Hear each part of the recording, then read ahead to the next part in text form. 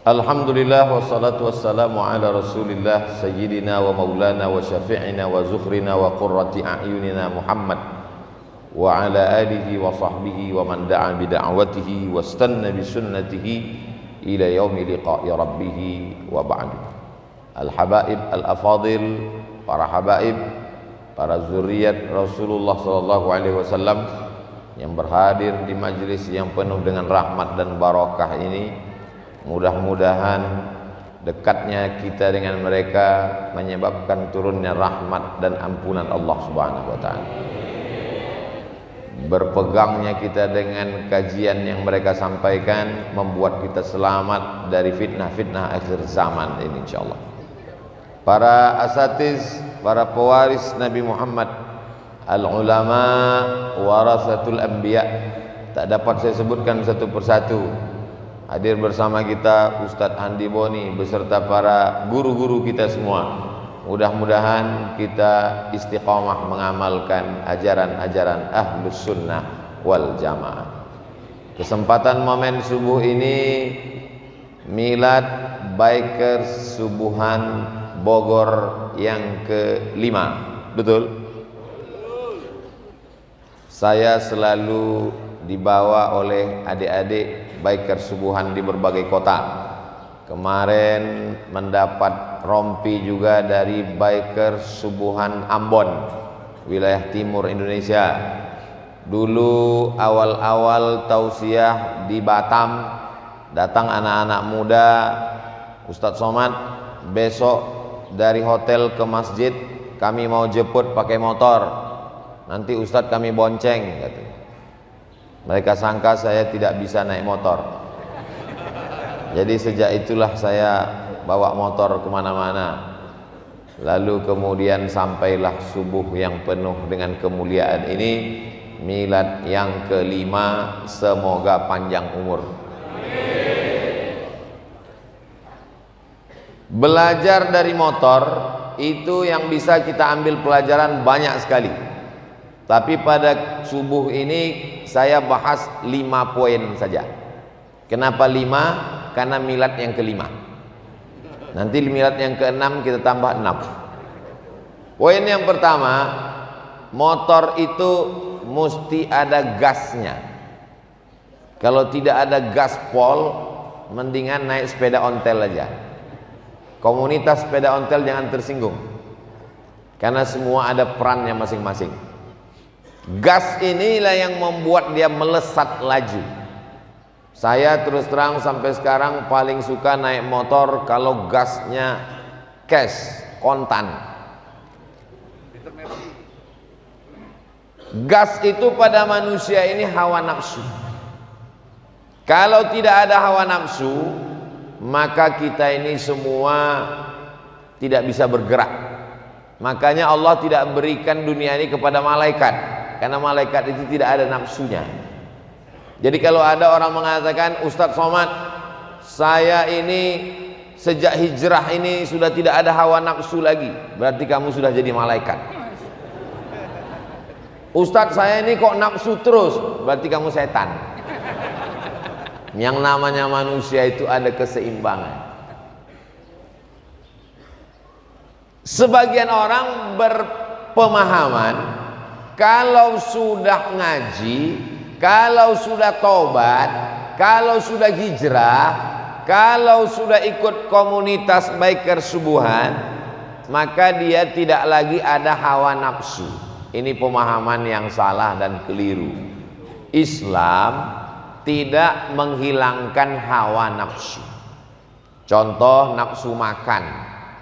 Kenapa nafsu makan yang pertama Ustadz bahas? Kebetulan tadi ada nasi tumpeng, walaupun sudah diangkat. Jadi ada sekelompok manusia ini yang tidak boleh makan sama sekali, karena menurut mereka makan inilah sumber kejahatan. Kalau sudah makan muncul libido seksual, kalau sudah makan muncul keinginan-keinginan, maka makanan sumber kejahatan. Maka untuk menghilangkan kejahatan jangan makan. Akhirnya dia tidak makan-makan. Bahkan ada sahabat Nabi yang berkeyakinan seperti itu, namanya Abu Darda. Dia tidak makan-makan. Sahabat Nabi Abu Darda ini dipersaudarakan Nabi dengan sahabat yang bukan Arab, namanya Salman Al-Farisi. Farisi Persia. Zaman dulu ujung nama itu sudah menunjukkan asal daerahnya. Al-Misri, Mesir. Al-Iraqi, Irak. Al-Farisi, Persia. Al-Bogori, Bogor. Al-Ciawi. Jadi Salman Al-Farisi dipersaudarakan Nabi dengan Abu Darda. Salman dapat berita bahwa Abu Darda tidak mau makan, maka Salman pun datang bertamu ke rumahnya. Assalamualaikum. Waalaikumsalam. Istrinya yang nyambut. Abu Darda mana?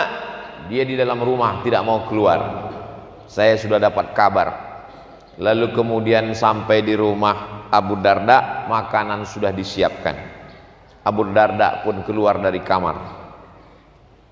Kata Abu Darda, wahai Salman, engkau sebagai tamu, saya muliakan, silakan makan. Apa kata Salman Al-Farisi? Saya tidak mau makan sebelum kamu memakan makanan ini. Begitu cara Salman menegur Abu Darda. Kita ini sudah dipersaudarakan Rasulullah Sallallahu Alaihi Wasallam. Saya mau makan makanan kamu ini kalau kamu mau makan. Kalau kamu tidak makan, saya sebagai tamu tidak akan makan.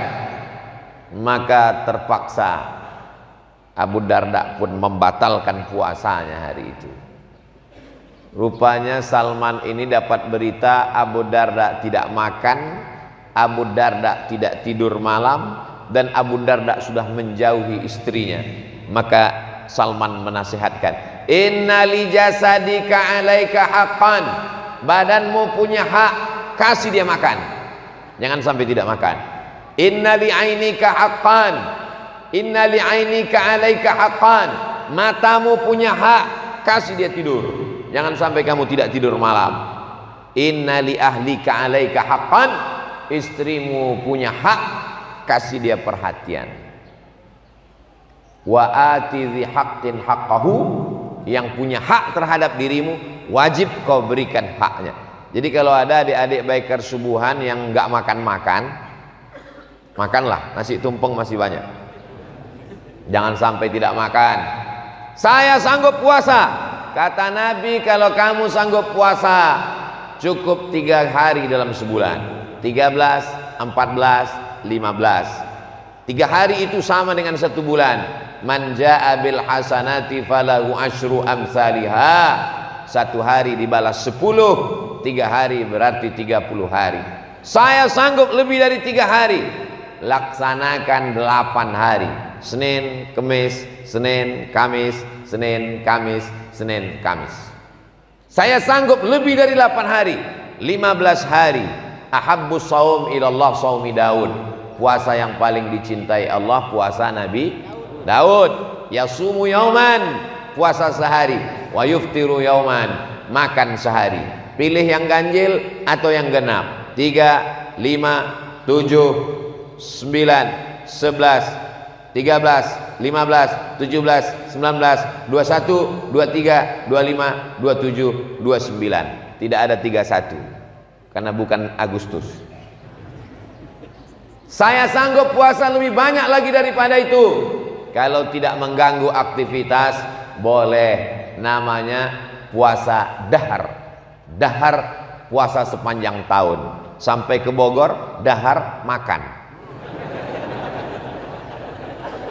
Saya dulu satu rumah sama mahasiswa dari Bandung. Coba-coba mau belajar bahasa Sunda. Kumaha dahar, saya bilang. Saya lupa antara dahar dengan damang. Itu maka dahar itu berkesan di hati saya. Sampai sekarang ketemu sama dia beberapa waktu yang lalu di Bandung. Kumaha dahar, kata dia. Apa maknanya? Jangan sampai tidak makan. Tapi saya ketemu ada orang, dia puasa tapi tidak mengganggu aktivitasnya. Waktu saya bertamu ke rumahnya disiapkan makanan, dia nggak makan. Saya bilang, bapak nggak makan tetap sehat. Saya sehat Pak Ustadz. Puasa apa? Puasa dahar sepanjang tahun. Kalau sepanjang tahun itu mengganggu aktivitas, hukumnya haram.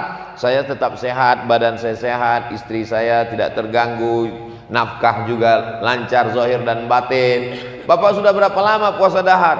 Alhamdulillah Pak Ustaz, sudah 2 tahun, 20 tahun. Sehat walafiat. Jamaah pun banyak menduga saya banyak puasa. Enggak, saya kurus ini takdir. Jadi gas ini mesti ada. Makan, Islam tidak melarang orang untuk makan. Kulu, makanlah. Wasrabu, minumlah. Wala tusrifu, jangan berlebihan. Makanya saya kalau bertamu di mana-mana jamaah nanya, Ustaz ada pantangan? Enggak. Kepiting? Oke. Udang? Ahlan wa sahlan. Seafood? Marhaban. Ikan? Tola al-badru alaina. Tidak ada pantangan. Satu-satunya pantangan satu cuman, pantang dekat, lewat. Mudah-mudahan kita sehat semua. Ada orang menganggap makanan inilah yang membuat sumber penyakit. Betul, bukan hadis Nabi. Kata-kata hikmah, al-ma'idatu baitu kulli da', lambung sumber segala macam penyakit. Di dalam badan kita ini air. Air ini tidak boleh kena dengan minyak. Kalau air kena minyak, maka airnya jadi kental. Maka tidak boleh terlalu banyak minyak. Bahasa medisnya kolesterol. Di dalam badan kita ini air. Air tidak boleh terlalu banyak gula. Ambil gula, masukkan ke kuali, panaskan. Setelah itu letakkan sendok. Biarkan dingin, angkat sendoknya, kualinya ikut. Kompornya pun bisa ikut sekalian. Kenapa? Jadi kental. Yang mengentalkan darah itu adalah gula dan minyak. Maka hindari terlalu banyak gula, terlalu banyak minyak. Tapi kita tidak disuruh untuk tidak makan. Nabi Daud puasa yang paling bagus. Mengapa Nabi Daud? Mengapa bukan Nabi Yahya? Mengapa bukan Nabi Isa? Karena kalau dikatakan puasa yang paling bagus puasa Nabi Yahya, orang maklum, Yahya itu sayyidah wa hasura, tidak menikah, jomblo. Jadi yang jomblo jangan berkecil hati. Allah menyebut jomblo menjadi pemimpin dan soleh, sayyidah wa hasura, dan dia minas solihin. Tapi ingat, zaman Nabi Yahya itu perempuan itu menutup aurat, yang kelihatan matanya. Zaman sekarang perempuan itu matanya ditutup, yang lain terbuka.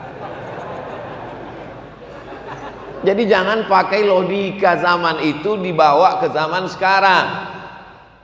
Makan, minum, Islam tidak melarang, tapi jangan semua mau dimakan. Semua yang berkaki 4 halal kecuali meja, itu pun karena keras. Dalam Islam ini sudah diatur, ini boleh dimakan, ini tidak boleh dimakan. Atib mat'amak, jaga makananmu, takun mustajabad da'wah, maka doamu akan dikabulkan Allah. Insyaallah air minumnya halal, ada label halal dari MUI, BP POM. Kenapa jadi haram? Sumbernya diberi dari uang haram, riba. Mudah-mudahan kita terselamatkan dari riba. Berpindah ke bank syariah. Amin. Ini gas yang pertama, makan. Kenapa makan? Karena kalau tidak makan, tidak tegak tulang belakang. Dalam Islam makan itu fungsinya liuqima sulbahu, untuk menegakkan tulang belakang. Karena kalau kita mau sholat, tegak tulang belakang. Mau tausiah, tegak tulang belakang. Kenapa Ustaz berdiri? Saya mau nunjukkan tulang belakang saya tegak, walaupun belum sarapan. Saudaraku yang dimuliakan Allah Subhanahu wa taala, jadi belajar dari Baiqar Subuhan, ada gasnya, tapi gas ini mesti dikontrol. Apakah Islam mengharamkan makanan? Silakan. Gas yang kedua adalah buah dari makanan muncul hawa nafsu, libido seksual. Ada sekelompok manusia tidak mau dekat dengan perempuan karena dianggap nanti kalau menikah, punya anak, lupa dengan Allah. Maka perempuan dianggap sebagai penyebab keluarnya Adam dari surga. Perempuan direndahkan dan dihinakan. Perempuan dianggap menjatuhkan harkat martabat manusia. Perlu diluruskan. Inni ja'ilun fil ardi khalifah. Allah menjadikan kita pemimpin di bumi. Jangan salahkan Hawa. Kita jatuh ke dunia ini karena kamu mah. Bukan.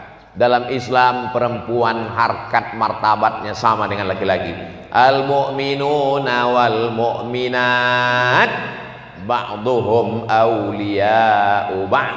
Bapak dengan ibu sama-sama saling tolong menolong. Ta'muruna bil ma'ruf wa tanhauna 'anil munkar.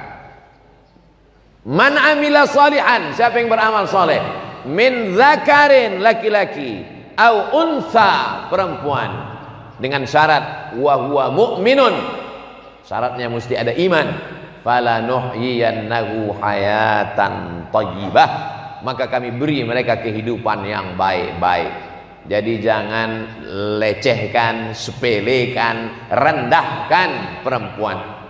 Jadi kalau ada orang menjauhi perempuan, dianggapnya perempuan ini menjatuhkan derajat dia di hadapan Allah. Kita lanjutkan setelah yang satu ini.